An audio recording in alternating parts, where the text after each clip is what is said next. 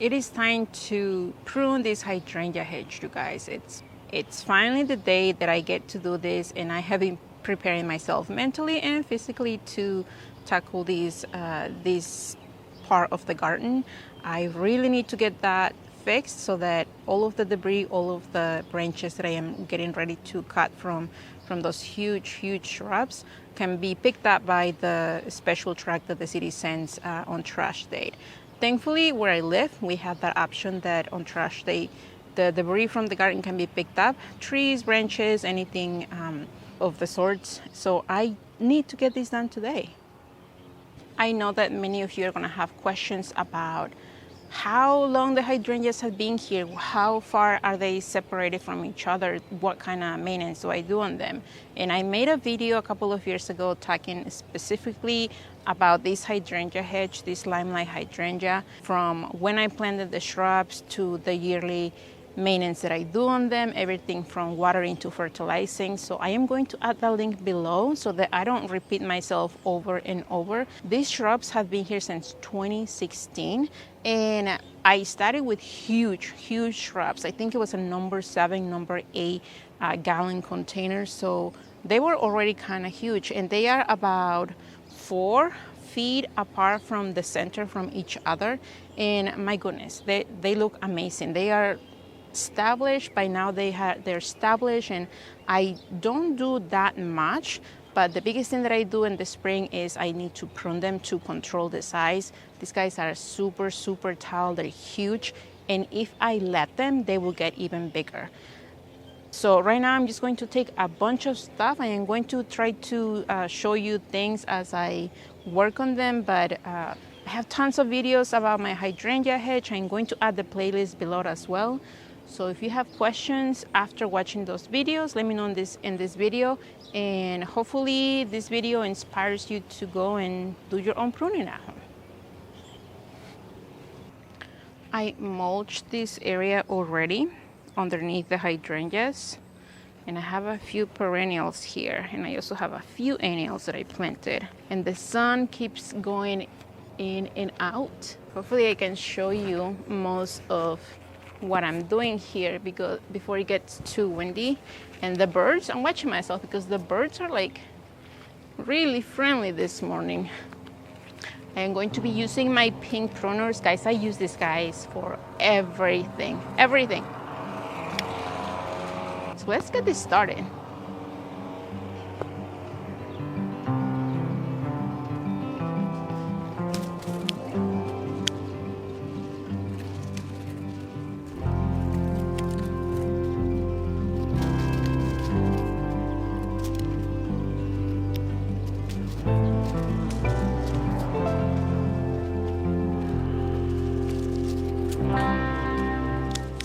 I am cutting the big branches. I am looking for something that is like super skinny. I really just want to get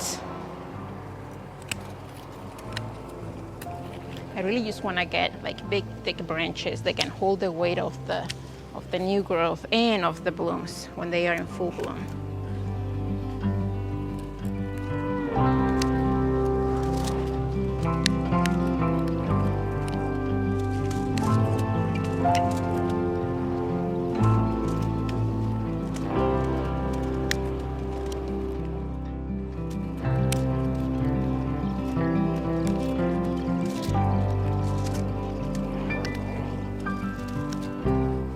Now, as I am doing this, I am taking my time because I don't really like to just make a quick cut before looking at it. I am looking at the branches. I am looking to see if any of them are fighting with each other as far as the direction that they go. And if I notice that, I just tackle it right now. This guy's definitely good to me.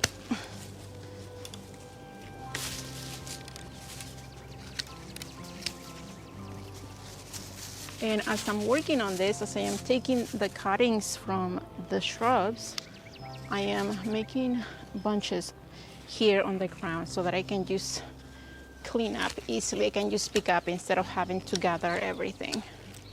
And this may not work for everybody. Many people may be watching this video and thinking, oh my gosh, she's like spending way too much time on this. And that's fine, you know, that's fine.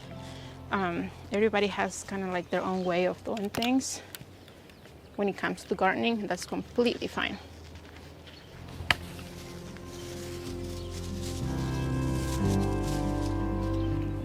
I take the length, the size of the shrub first. I remove all of the main branches. And once they're all done, then I take a little bit more time, and then I come here and get all of these like very skinny dead branches just to clean it up, because they're just creating bulk there. And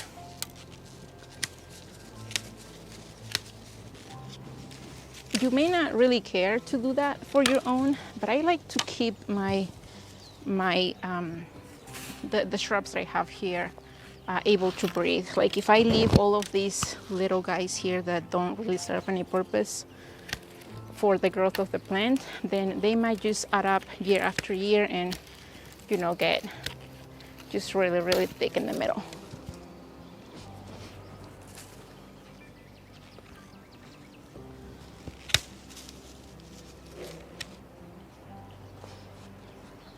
What about you? I think I might remove this guy. Oh.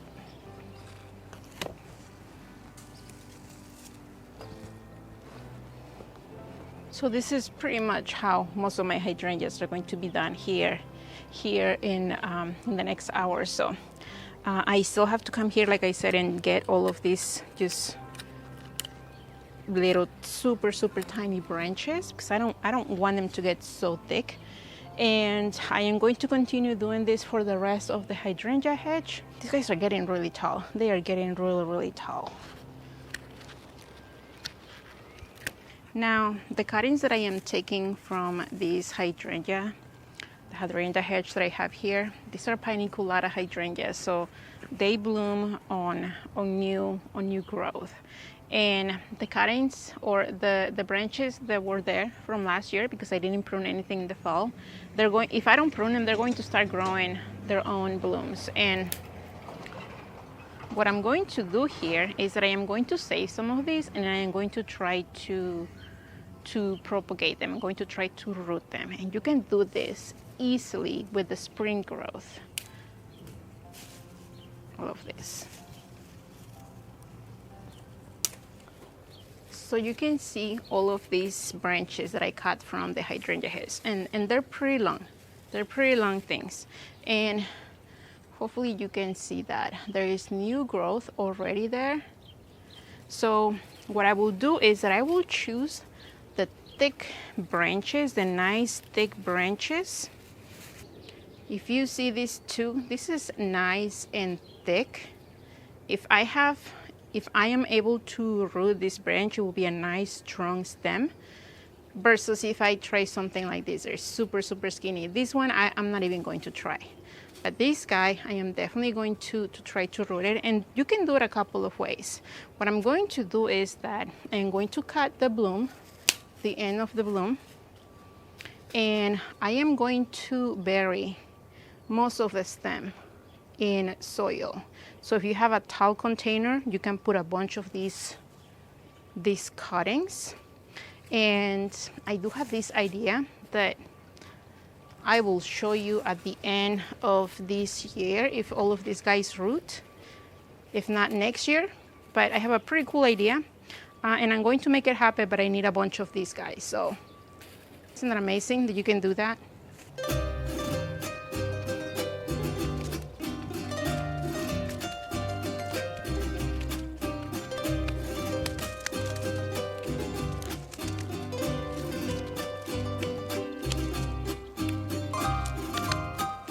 Now I'm looking at this branch, and well, it's a nice thick branch right here.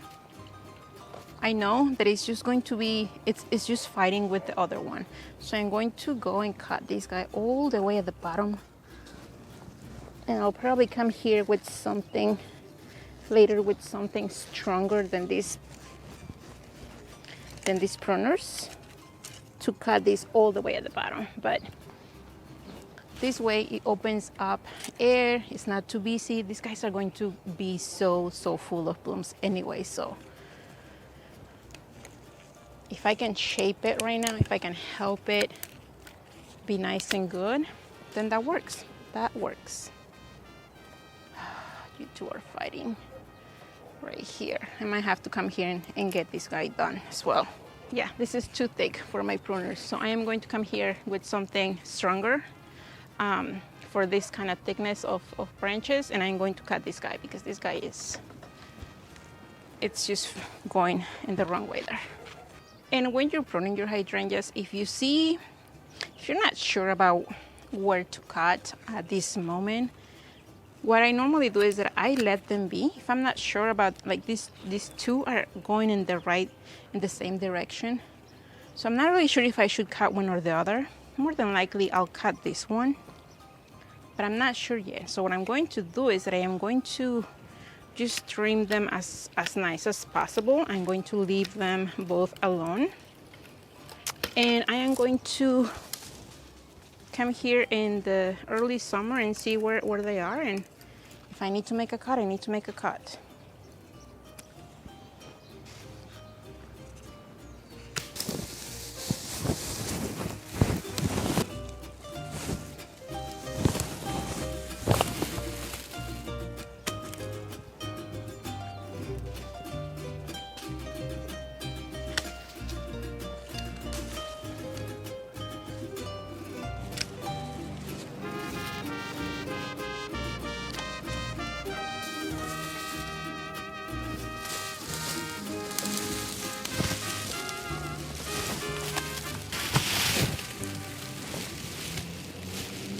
So I am pretty much done pruning the hydrangea hedge. If I had to guess, it took me between 35 and 45 minutes altogether. Normally I have one of my kids helping me with cleanup.